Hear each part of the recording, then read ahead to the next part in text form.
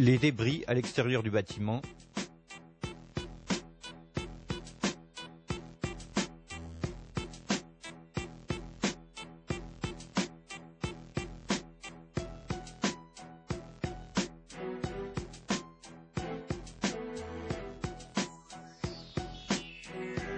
Et les témoins oculaires. Nous étions assis dans le bureau et soudain nous avons entendu un grondement comme quelque chose sur le point de nous frapper, quelque chose d'imminent. C'est alors que nous nous sommes regardés et le bruit est devenu insupportable. Et au dernier moment, mon frère s'est précipité hors du bureau. J'ai entendu le son énorme d'un jet qui semblait être juste au-dessus de nous. J'ai alors jeté un coup d'œil au dehors et j'ai aperçu une aile noire qui allait par là. Alors j'ai couru et 2 ou 3 secondes après... Nous avions l'habitude de voir des avions. Peut-être un jet privé de 20 places sans identification. J'ai vu un avion tomber. Un gros avion, un avion de ligne. Et j'ai vu ce jet se rapprocher, descendre très bas, un jet d'American Airlines. On pouvait voir AA sur le côté de son fuselage argenté. Cet avion volait terriblement bas et comme nous descendions sur la I-395, il est passé devant nous à très basse altitude. Il s'est approché comme s'il allait atterrir latéralement dans le Pentagone. Il s'est encastré, c'était vraiment incroyable. Une énorme explosion. En fait, vous avez vu l'avion frapper le côté du bâtiment? Oui, je l'ai vu. Un seul avion? Oui, un seul. Nous avons fait demi-tour trop tôt et sommes donc arrivés devant le Pentagone sur la route 27. Je ne savais même pas qu'il s'agissait du Pentagone. J'ai grandi près d'ici, mais je ne suis jamais allé dans cette zone. De plus, on ne savait pas de quel côté nous étions, donc je ne savais pas qu'il s'agissait du Pentagone. J'étais coincé dans le trafic et déjà en retard pour mon sermon. Et nous étions totalement bloqués. Cela n'avançait pas d'un pouce sur l'autoroute. Et d'un coup, sans prévenir, nous avons eu la sensation que quelque chose passait au-dessus de nous. Il semble que l'avion était si bas qu'il a heurté un lampadaire au bord de l'autoroute, mais plus loin, sur les côtés. Avant de franchir l'autoroute, il a heurté ce lampadaire qui, d'après ce que j'ai entendu, a fini sa course dans un taxi qui se trouvait près de mon véhicule. Mon nom est Lloyd England. Le 11 septembre, je rentrais chez moi en voiture quand cet avion passa juste au-dessus de ma voiture. Il était très près. J'ai alors entendu un bruit énorme et le poteau a traversé mon pare-brise. J'ai arrêté la voiture au milieu de l'autoroute, mais elle ne s'est pas arrêtée net. Elle s'est mise en travers. Aussi loin que l'avion ait pu aller, je n'ai rien compris avant de sortir de ma voiture. J'ai alors cherché l'avion, mais il n'y en avait pas. Mais c'était calme. Si personne ne m'avait dit que quelque chose s'était produit ici, je n'aurais rien su. Et j'étais là.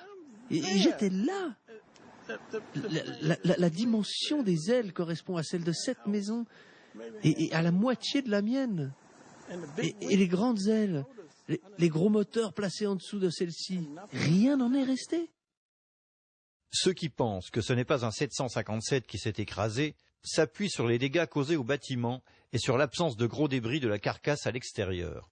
En particulier, l'absence de dégâts au niveau des ailes et du stabilisateur vertical et le fait que ces pièces, tout comme les moteurs, n'ont jamais été vraiment retrouvées.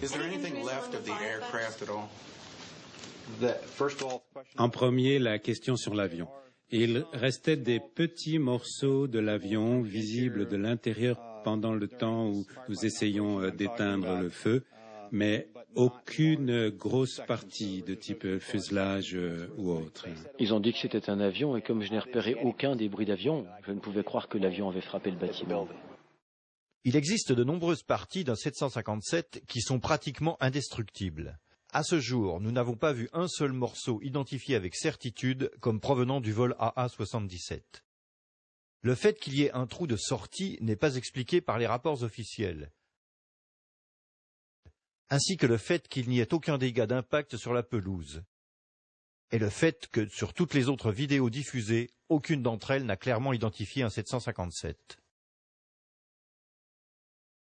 Le mur externe s'effondrera 20 minutes plus tard, laissant un trou béant de plus de 20 mètres de large. Il est important de savoir ce qui a frappé le bâtiment, mais en premier lieu, nous devrions nous concentrer sur le pourquoi d'une telle attaque. La partie touchée abritait le quartier général des opérations navales, les services secrets de la marine et le centre de commandement de la marine. Des personnels de l'armée ont aussi été tués. Beaucoup de comptables et de spécialistes du budget étaient aussi présents dans l'enceinte et sont morts dans l'attaque. Le rapport post-événement du comté d'Arlington affirme que d'importantes informations liées au budget se trouvaient dans la zone endommagée. Il est intéressant de préciser que 24 heures avant, Donald Rumsfeld a fait cette déclaration publique. D'après certaines estimations, nous avons perdu la trace de 2300 milliards de dollars de transactions.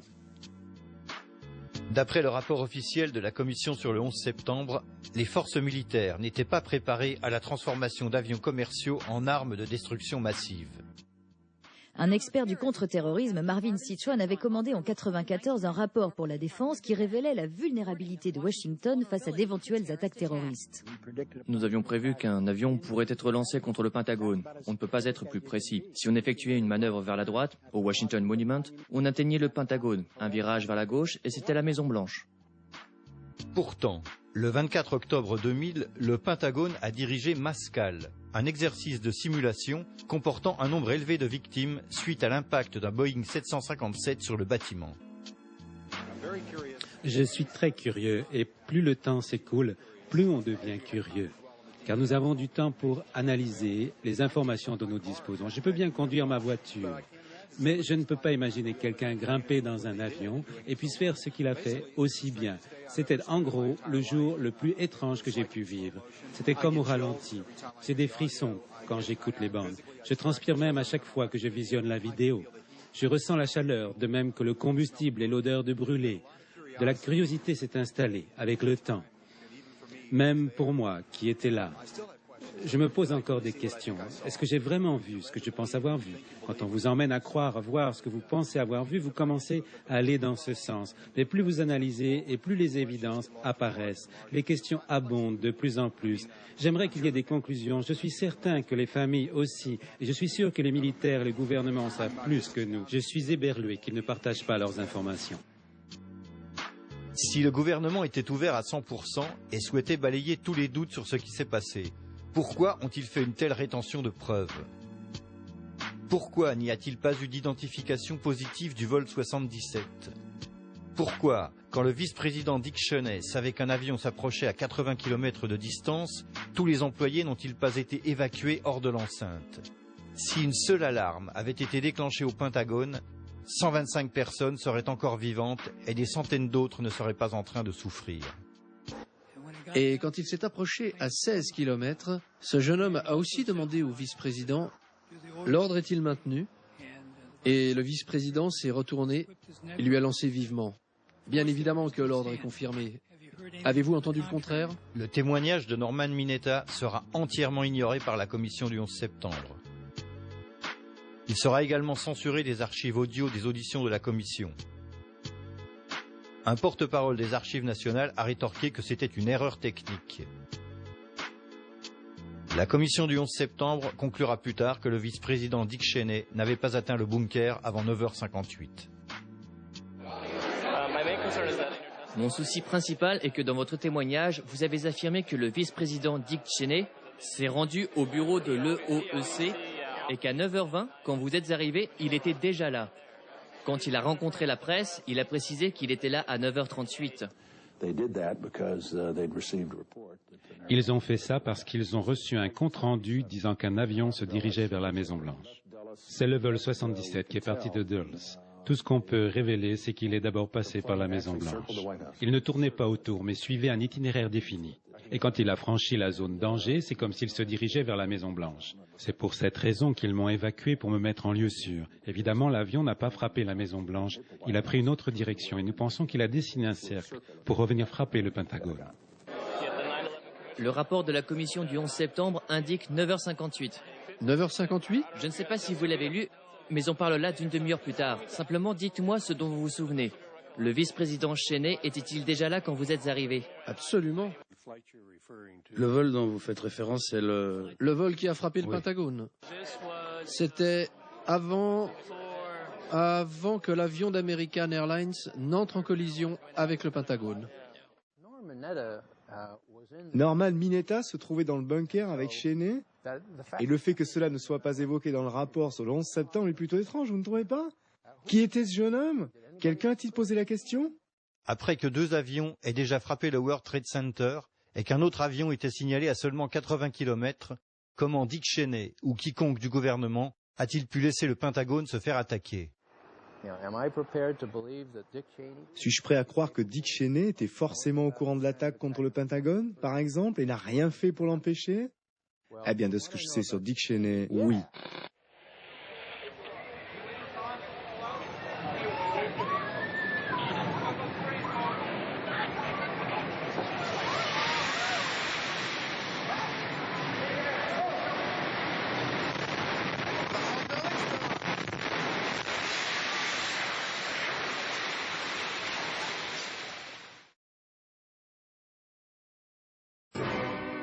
New York, 9h59. La tour sud du World Trade Center, qui compte 110 étages, s'effondre en quelques 10 secondes. 29 minutes plus tard, la tour nord, suivant le même processus, subit le même sort. À 17h20, la même journée, le World Trade Center numéro 7, avec ses 47 étages, s'écroule en moins de 7 secondes. La version officielle affirme que les débris provenant de la tour nord ont provoqué une série d'incendies à l'intérieur du bâtiment. Si ceci est vrai, ce serait le 3e gratte-ciel en acier à brûler et à s'effondrer à cause de dégâts et d'un incendie. Les 2 premiers étaient les tours jumelles. Le 23 février 91, le One Meridian Plaza à Philadelphie, un gratte-ciel de 38 étages, a brûlé pendant 18 heures sur 8 étages. Il fut décrit plus tard par les autorités comme l'incendie le plus important du siècle. Il ne s'est pas écroulé. Le 17 octobre 2004, un gratte-ciel de 56 étages à Caracas, au Venezuela, construit en 1976, a brûlé pendant plus de 17 heures. L'incendie ravageant 26 étages. Il ne s'est pas écroulé. Le 13 février 1975, 3 alarmes anti-incendie se déclenchent entre les 9e et 14e étages de la tour nord des tours jumelles. Aucune victime à déplorer. Le bâtiment était vide. L'incendie s'était déclaré dans un local électrique au 11e étage. Les coupes-feu auraient dû entraver la progression du feu, mais il n'y en avait pas.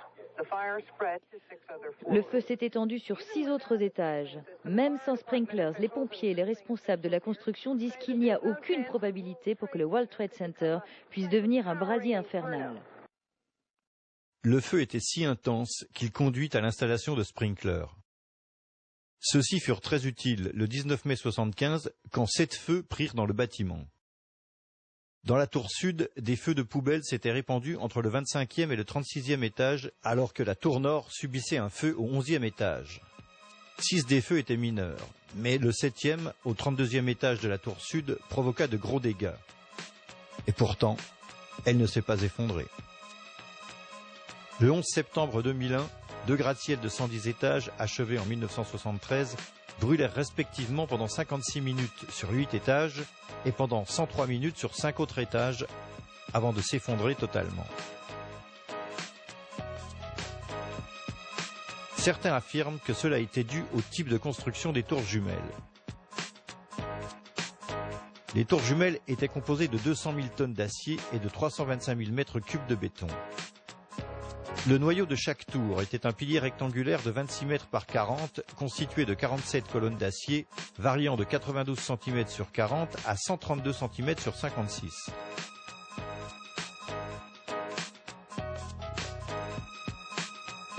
La tour nord fut achevée en 1970. Elle culminait à 417 mètres. La tour sud le fut en 1973 et s'élevait à 415 mètres.